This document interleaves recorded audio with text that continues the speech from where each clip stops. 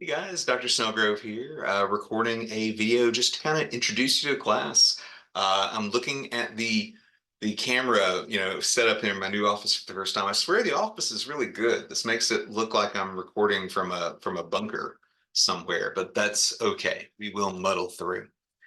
So, by now, I hope you've had a chance to review the syllabus on Canvas, and I wanted to go through. I'm not going to necessarily touch on every single thing in here, but what I consider the most important parts. And obviously, please, after reading the syllabus, if you have any questions, let me know. All right. So who am I? Dr. Chris Snellgrove.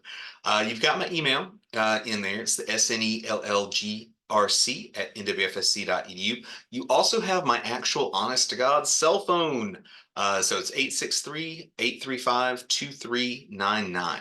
Like I had a typo on there when I first uploaded it. So if you have any quick questions, please text me. Now, please don't just call me out of the middle of nowhere. I've had people like very recently calling me while I'm in the middle of dinner with my wife and stuff like that. Please don't just call out of nowhere. If you want to, if you have a quick question, you can text. And then for online students, this is maybe particularly important. So I have office hours on here. And as you probably know, the point of office hours is that students can just drop by at any time. They don't need any prior appointment or anything. If you're on campus, of course, you can drop by. But as online students, I don't want you to feel like you're limited to contacting me during those hours. You can email, you can text me outside of those hours, and we can always set up a meeting. And it's a dealer's choice for you, whatever's easier. A lot of my students just like to hash stuff out in text. We can do a quick phone call. We can do a one-to-one, video call or something like that. Just whatever works for you. If you want to come see me, where's my office? So office location, it's building 500. We're basically across from the library and I'm in room 217. If I'm here, the light's on, the door's usually open, and I always joke with people, you can't really tell, again, with my bunker looking setup here, but mine is the office with all the man-child toys all around. All right. So course description, course student level or course level student learning outcomes. Basically, we read and write a lot. I don't want to sound too much the smart ass here at the beginning of the semester, but it's reading and writing, and well, we do a fair amount of that. And another way of looking at this class is it's meant to prepare you for ENC 1101. So we write a lot of essays. You'll learn a lot about writing, rhetoric. Obviously, grammar is a big part of that. Formatting, submitting things on Microsoft Word, all sorts of fun stuff. All right. And so I wish I had dug out a copy of our textbook. Oh, man, I got one here that I think has been through the damn wars. But Wordsmith, A Guide to College Writing, 7th edition. We have these in our bookstore. They're available online. There's digital copies. As long as you get a copy, we're fine. All right. So I have the next section is like class attendance and attendance confirmation. It's like, well, you're online students. I have that little discussion thing to nominally confirm your attendance here at the beginning of the semester. And then other than that, you just continuing to get your work in, verifies that you're still part of this class. If you suddenly stop getting your work in, we'll assume maybe you dropped. All right. So grading schemes and procedures. I'm basically the last professor that still enjoys, percentage-based grading. So we have daily assignments, 10%. Maybe I should back up. We have essays make up 80% of your overall grade. And it's math even an English major like me can do. We got 4 major essays, they're worth 80%. So each essay is worth 20% of your overall grade. Now, before you ever turn in a final draft, you're going to be doing work on your essay. And that usually boils down to the daily assignments, where you're doing like an outline for the essay, you get a grade and feedback on that. Intro for the essay, you get a grade and feedback on that. And then body paragraphs, you get a grade and feedback on that. And then and only then do you turn in a final draft. So my hope is that kind of demystifies the writing process, gives you, plenty of opportunities to get feedback going into all this fun stuff. And then we have a final exam at the end. It's an easy reflective essay. It's worth 10% of your overall grade.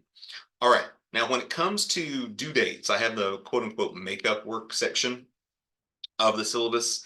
And so please pay attention to this part. So we're going to have a grace period. So I'm just making up dates here. But let's say that you have an essay due on February 15th, right? So it'll have the due date. It'll be marked in the assignment. It'll be marked in the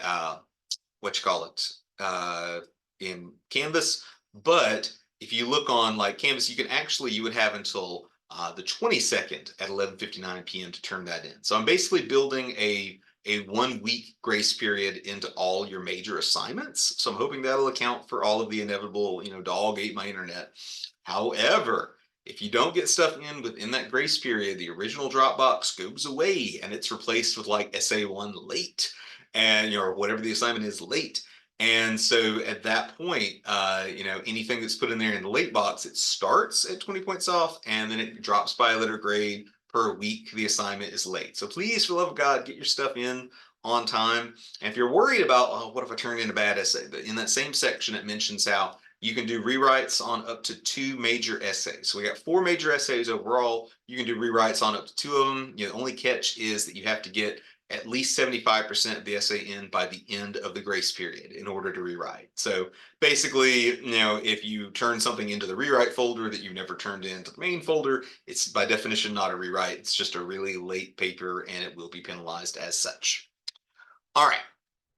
So I've got an assignment schedule. I think we're already slightly off. That's my fault. It's always my fault. But for the most part, the class is split up into I have grammar. Oh my gosh. I'm looking at this now. I'm going to have to change on the fly.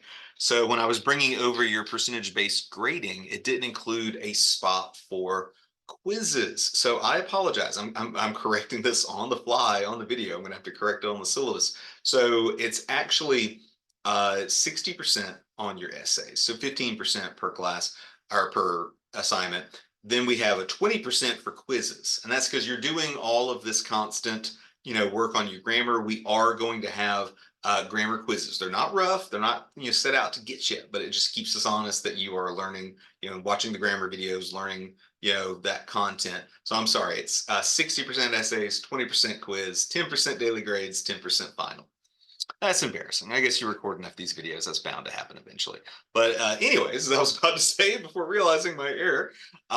So the course is mostly split up. I'll have content where you're reading along, like, read chapter 12, read chapter, stuff like that. I'll have, videos complementing those chapters. So it's meant to be kind of like you're sitting in the class. You're getting lecture notes about that chapter. And like we were just saying, there'll be quizzes about that. In the meantime, there will be videos and online assignments on Canvas where by the time you're seeing this video, we've already got the essay 1 description and the outline assignment for that. So just staying on top of that. I try not to have too many online discussions. Just students have told me over and over they hate those. But we may occasionally have those. We have the one to confirm you're here. And that's kind of the main stuff. Let me just cover a few more things from the from the syllabus. All right. So one thing that is a little different. So the college does prohibit the use of AI tools such as ChatGPT. We obviously forbid plagiarism. So to try to catch plagiarism and AI, we are going to have, we're going to run your essays, the final drafts through turnitin.com. All right. Now, I want to let you know, Turnitin, in addition to catching traditional plagiarism, does have a new thing where it tries to catch, AI generated content. I know that stuff is not perfect. And so I'm going to be asking you as you begin writing your actual essays. The outlines don't matter as much, but I'm having a video and some instructions up on how to, if you don't already have one, register for a Google Docs account. I'm going to ask you to compose your essays in Google Docs. There's a lot of reasons for this, including the fact it's just very handy. But the main thing is if your essay gets flagged for plagiarism, I'm going to ask you to turn editorial control of the document to me so I can roll through the changes and basically see if you added some AI in there. It's not a foolproof system, but it is going to make your life as students easier just using Google Docs. And my hope is that for the vast majority of papers and students, we'll never have to do that step at all, but that is just something to keep in mind. All right, student dispute resolution. You got beef with me that we can't resolve on our own, or you just don't feel comfortable coming to me in the first place. There is a form. I don't know why it's no longer hyperlinked in the syllabus, but there is a form in RadarNet where you can initiate that. It lets you kind of go over my helmet, talk to my department head, talk to my dean, talk to the vice president, and so on. No one's ever done that. Hopefully I won't start it, but it is there for you. Speaking of things that are there for you, accommodation resources. So in this class, my online class, I mean, you have a lot of built-in extra time and stuff anyway. Everyone does. But if you have any documented disabilities for which accommodations may be appropriate, we have an email address on there. We have a phone number on there. If you're on campus, you can drop into the actual ARC. We can get accommodations on your file, so you can basically stop asking individual professors for the stuff. It'll just be on your file and you get it. Student counseling services, we have partnered with Bridgeway. So you can click on this URL, you can call this phone number, open 24 hours a day. Basically, by being a student here, you can get an initial assessment and up to 5 therapeutic sessions at no cost. So it's really good. I think everyone should consider it. My Spotify Wrapped told me I was in the 0.1% of Phoebe Bridgers fans last year, so that seems like a cry for help. Then just read the student handbook. That's about it. And we have a little thing at the end. Thank you for choosing NWFSC for your education. Welcome to class. They tell teachers that we can write our own things there. I came very close to putting the X-Men thing in there, where it's welcome to the X-Men. I hope you survive the experience, but thought that might strike a weird tone for our first day. Really looking at this video again, not loving the light. Might need to drag my ring light in from home. Anyways, that's about it. Please, again, I hope you've read the syllabus. Read it now if you haven't. After watching this video and reviewing maybe the Essay 1 description and outline assignment, please, if you have any questions, feel free to email me. Feel free to text me at 863-835-2399. Y'all have a good one. Bye.